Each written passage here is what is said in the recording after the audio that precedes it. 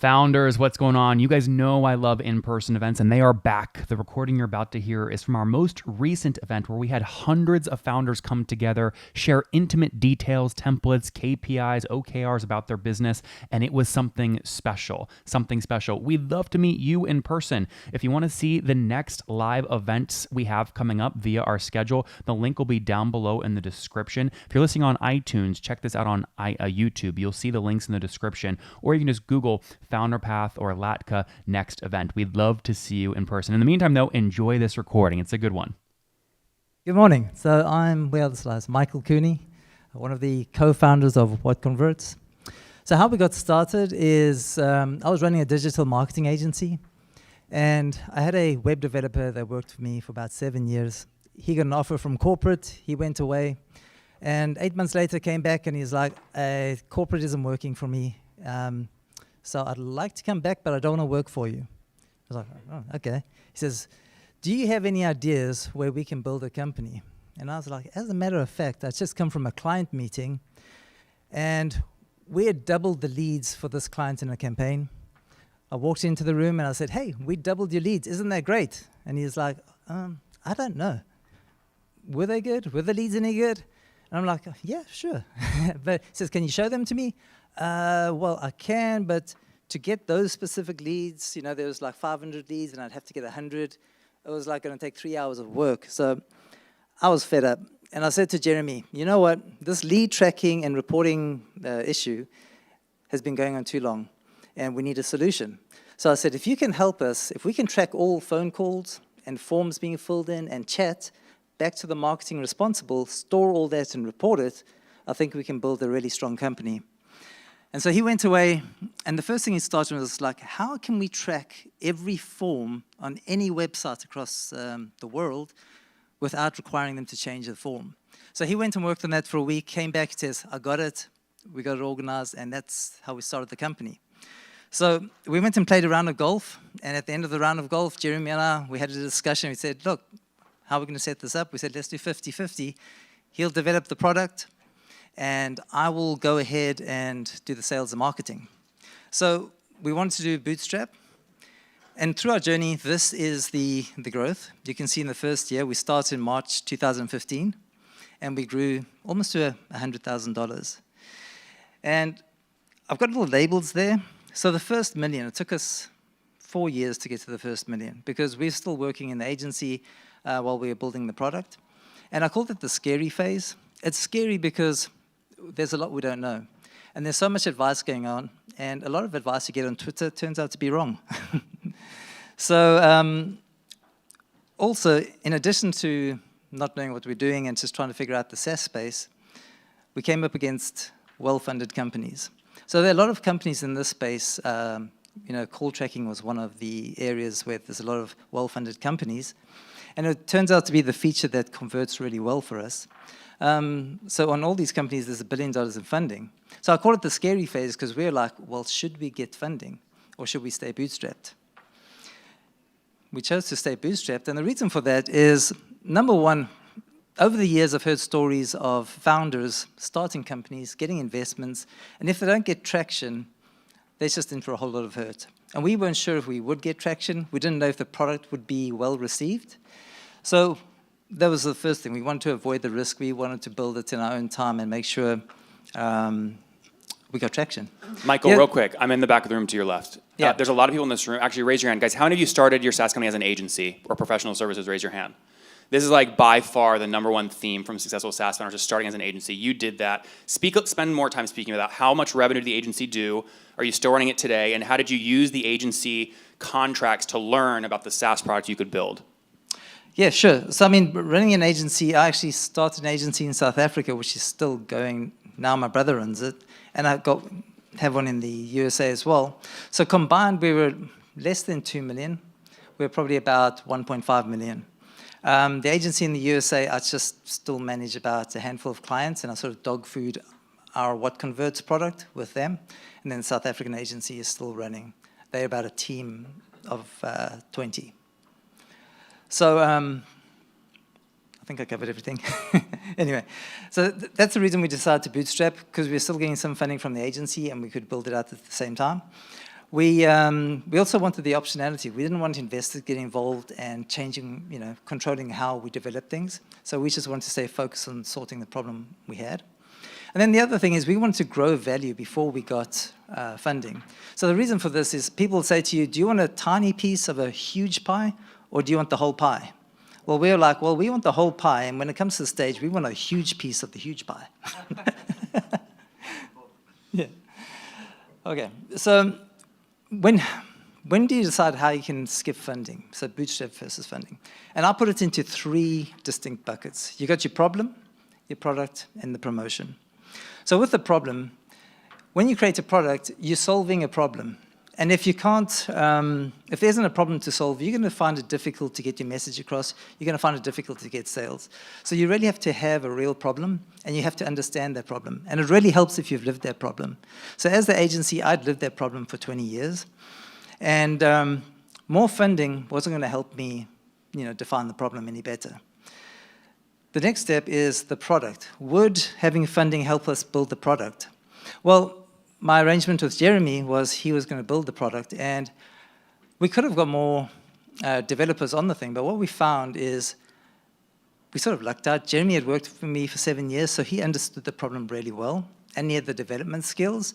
So that focused development allowed us to create a product and innovate where we came across certain features. And we just felt that if we had other developers who didn't understand the full problem, we wouldn't have created as good a product. So it was a slow burn, like getting the product developed. But at the end of the day, we feel that we have a much better product. And you'll see as I speak that that product allows us to compete with well-funded companies. The last one was promotion. This is one area where we do feel pressure from well-funded companies. And I'll show you an example of that in a bit. So let's dive into the problem. So by living the problem, what this enabled us to do is not only develop a great product, but it's also enabled us to develop the messaging. When we are talking messaging, we're talking to our target market. We know what they're feeling. We can position the product to solve the problem very, very nicely. So that's allowed us to grow 60% year on year since we started. The other thing I've got here is avoid shiny objects. So once you start a product and you get customers, what you're going to find is everybody's got ideas. And you have agencies come to you and they say, sorry, I'm not very good at a mic. You'll have agencies come to you and say, hey, we need you to develop this feature, and if you do, you'll grow 10x. And you get lots of these, lots of suggestions, and you have to have a framework on like, how are you going to avoid these shiny objects? So we call this our 100-year test. Can I go back? Oh, no, there we go. Okay. We call it a 100-year test. And it's just a simple framework where it's like your core value of your product. If you look 100 years ago, was it true or was it valuable? If you look 100 years in the future, do you still see it being valuable? So we took, for instance, call tracking. This is one of the main features we have. And we look back 100 years ago, was call tracking valuable? Well, it wasn't really anything, so no. Well, let's look 100 years in the future. Is call tracking going to be valuable? And I think call tracking is already becoming a commodity. Is it still going to be valuable? I doubt it. So call tracking isn't our core value. Then we look at, okay, well, marketing. Was marketing valuable 100 years ago? Absolutely. Will marketing be valuable 100 years in the future? I believe so. And if it's not, Google's in a lot of trouble. So we see marketing is our core value. And how we determine our values is we collect a lot of lead data and attribution, and we use that to make better marketing decisions. So it's sitting under the umbrella of marketing. So our core values is surrounded by, or it's around our lead data and marketing attribution. So that's a 100-year test. The next thing, so this is an interesting story. So Jeremy and I were playing golf again. Jeremy's a golfer. I used to be a golfer. Now I'm a runner. I plan to go back to golf. But we were walking from the 9th to 10th hole, and I remember this meeting very clearly. And Jeremy turns to me, and he's a man of few words, and he says, Michael, we have to have the best customer support of any software company. And I'm like, yeah, sure. Yeah, it's important to have support. He says, no, you don't understand. He says, I absolutely hate it. When I send in a support ticket, it takes 24 hours for them to respond, and then the response is not helpful. So we are going to have technically competent support people that respond like within 15 minutes. And I was like, settle down, Jeremy. Okay. You know, so kudos to Jeremy. Yeah, I mean, he's made sure that this happens. So in the early days, people sent in support tickets. He would respond within 15 minutes. And our support team is not really a support or a customer service team. We call ourselves solution providers. So if somebody comes in with a problem, we understand what are you ultimately trying to achieve, and then we provide a solution. So when they walk away, they have a real solution. And this has enabled us to become a real growth lever, and it's become a competitive advantage. And if you go to G2 and you look at the reviews about WhatConverts, most of them talk about our support. It really stands out. But they also talk about our product as well. So here's one example, and just talking about how great the support is and how good it is. And we get this feedback quite often. So that support has really been a great lever. It's almost as good as having a super product feature. So the product, having a better product, we believe has really helped. And in one area that has really helped is, of companies that start with us, 70% that start with a free trial, they become customers. So we didn't think anything of this, but when I shared this metric or this conversion metric with some people, they were astounded. Like, you mean of every trial that you get, 70% become customers? And we're like, yeah. And they say, okay, that's incredible. But I think it comes back to that technical customer support and onboarding, as well as having a great product. So what I mean by a better product or great product, you'll see this is our menu with our feature set. And you'll see we have 3 buckets. We've got lead tracking, lead management, and lead reporting, which is analytics and insights. And so what we do is we use call tracking as our mousetrap. The reason we use call tracking as a mousetrap is it converts really well. It's the only lead type that requires a third-party software to work. So we get people in for call tracking at a low fee. It's $30 a month. But once they join us, we automatically track their forms as well, or we get their permission. So they join us for call tracking, and then all of a sudden they're getting all their leads tracked with all their marketing attribution, and then they're getting this great reporting as well. So it's just by having that great product, and it's obviously better than our competitors who are well-funded, has allowed us to grow and compete, even though we're dealing with all these well-funded competitors. Another benefit of having a better product than your competitors is you can use a land and expand strategy. So our land and expand strategy is around marketing agencies. We don't have a sales team, or we haven't had one. We're currently building one. But in the early days, it was pure software sales. We didn't have a sales team. So the idea was when an agency shows interest, our focus was, let's just get one client. Just try us out in a free trial. We're not asking you for money. We're just asking you to try and test us with one of your clients. So it's a very soft sell, and the hurdle's really low. It's a free trial. Come on, give it a go. And we even, it takes time. There's friction in time, getting somebody to try your product. So we said, look, it's going to take you 5 minutes, and we'll do the rest of it. So we show the benefits with one client. They clearly see that the product's a lot better, gives you a lot more than they expected. They came for call tracking, and they get a whole lead tracking platform. And then they bring over all their clients. So this has enabled us to be very focused on targets that give us multiplication. So we don't have to have a huge sales team. Just the ones that come in, we just get a lot out of them. And this is how we measure it. So this is our land and expand chart. It's basically monthly revenue. Interesting thing on this chart, you see the little dip at around 60 months? That's COVID. So we're going nicely. And what you'll see is there'll be stages that's like sort of linear growth, and then there's these bumps that just increase. So what happens here is we offer a usage-based pricing, and we have very low churn. So we continually add new customers, and that's the linear growth. But where you see sort of the exponential growth, that's existing customers using our product more and more. And we just found that the usage-based pricing really helps. So what we found is people start at $30 a month, but on average, they end up spending 4 to 5 times a month, with some of our customers spending in many thousands per month. And this led to an acquisition offer. Okay, sorry, I've got click troubles. We went on this podcast. I don't know if you're familiar with it. It's a guy called Nathan Latka. Oh, yeah. So we were on his podcast. We shared revenue, and then after that, a competitor came along and made us an offer of 7x. So we were doing 2.1 million ARR at that stage, and they offered us 15 to 20 million. And our response was, we appreciate the offer. This is not a small amount of money. This is great. But we like the game. We enjoy the game, as we find it rewarding. And if we take the money, we're out of the game. So I know Henry just said it's not fun. I'm telling you, man, being bootstrapped, growing, and being profitable is a heck of a lot of fun. I enjoyed it a lot. So we kept on growing. So from that chart, you'll see here that we're actually at 3.6 million now. And we're glad we didn't take the money. So if you take a 7 or even a 10x multiple, you can see the valuation is a lot higher than if we had taken it earlier. So the third bucket is promotion. Now, you're going to ask, what are you talking about Google Ads? Everybody does Google Ads. It's crazy. But there's more to Google Ads than you realize.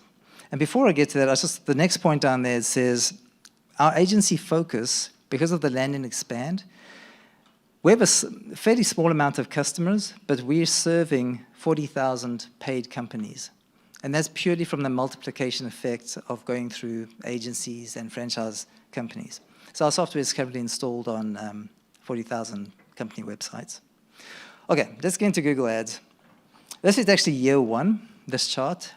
And there's a few key things here. You can see the green line at the bottom. We started with a couple $100. Now, why Google Ads is important to us is obviously conversions. And search marketing, I call it the triple T effect. You've got targeting, timing, and it's trackable. So you're targeting people right at the time when they need the product, and you can track everything that goes on. So what happens here is you dream up any keyword that you think will convert. You put it into Google, you set a budget, you create the ads, anybody can do this themselves, and then you watch for the data. Which keywords get the most impressions? Which keywords get the most click-through rate? And then which keywords get the most conversions? That data is so key in determining your messaging, determining what you target, and determining what content you're going to develop for your organic strategy, which comes next. So in year one, what you'll notice is we have a 64% impression share. And what that means is every time somebody searched the keywords we were targeting, 64% of the time we would be somewhere on the page with our ad. And that was 2015. Our impression share was great. And we actually came at the tail end of the call tracking space. Call tracking went through a big disruption in 2011. It was a hot trending topic. We got in at 2015 fairly late. And for the first year, we got great impression share. But let's see what happens year two. The impression share drops to 28%. And this is where we felt the pressure of funding. The competitors decided they want to buy market share, and they just jacked up the cost per click for things like call tracking. So before, it was $8 for the top spot for call tracking. Within a year, and with the funding, that top spot was now $120 per click. And when you're selling a $30 a month product, and you may need 10 clicks to get one sale, that you're spending $1,200 to get a $30 a month sale. It was like, yeah, that's a bit crazy. However, even with the lower share, we still got more conversions than the year before. We had to spend more, and we were still getting that valuable data. But we then started looking at Google organic strategies. So in year two, these are our top 4 marketing channels. The top one, the one that brought the most was Google Ads, even though we were under pressure there. The second one is direct traffic. So here's a little secret and an insight that many people don't know, is when you advertise, your direct traffic increases. So we actually attribute a portion of our direct traffic to our marketing channels. And Michael, to your left, what %? That's just whatever, 30%. Wait, you just made that up. Come on. Yeah, no, I just, what I've seen is, and obviously I see the accounts of many different companies. For example, I've got one company, it's a company called Air Skirts that use us. They started marketing with us, and they had a very small direct portion. They started doing Google ads, and that direct portion just increases pretty much the similar amount as they're putting into Google ads. They started with a budget of $5,000 a month. They ended with a budget of $35,000 a month. And because with our software they can track it, it gave them the confidence. But what was interesting is as the Google ads increases, so does the direct traffic increases. So it's almost, to give you an answer, Nathan's, it depends. I'm not publishing this podcast episode. Just kidding, that's great. No, is that because the secrets are too valuable? Okay. The other thing you'll notice is the blue is Google Organic. And what you find is insights from the keywords, you start building content around that, and because you know the problem, you can really provide authority in the content pieces you create. It starts developing traffic. So, sorry, real quick before we go on. No one knows, and this was my fault because I edited your slides on the last slide. What is the y-axis here? The y-axis is the number of signups. Free or paid? Paid. Well, Got it's the free trial, and then 70% of those become customers. Okay. There you go. Okay. So last year, this little label says 2022. This is actually a chart from 2021. These are our marketing channels that drove our signups. So you see Google Organics now in the first spot. And Google Organic is really important. What you'll find is in the first year, Google Ads is great. You can pay to play. But as you grow and you keep on going, you add content, Google Organic's just going to keep on delivering. So we're getting signups from content that we added 5 years ago. And the key thing, why I think it's a hedge against well-funded companies, is you can really focus on the top keywords that deliver a lot of value. And even if your competitor does a similar amount of thing, there's 10 spots in organic. So if you get, second or third or fourth spot, and they get the one or two, you're still getting it, more than enough to compete with them. So I really recommend, content marketing, Google Organic, using your authority in the space to create great content. Another secret that well-funded companies may be able to create 1,000 pages of content. What ends up happening is a very small percentage of those pages actually generate the most of the value. So if you can find out what pages generate the most value, you can be very effective. So next goals. When we started the company, our goal was to get to 2 million ARR. We thought with 2 founders, it was going to be terrific. And we got there in about, I think, 6 years. And the interesting thing is, once we got to 2 million, we thought, we would have made it by then. We got to 2 million, and Jeremy and I went for a round of golf. And we discussed this, like, hey, we're at 2 million. This is what we thought. What do we do now? And we had a fairly small team. We were nicely profitable. We could live a very nice life, or we could exit. And we were both like, you know what? We're just getting started. We've barely scratched the surface of what we set out to do. So the next goal is 10 million. This was set a year ago.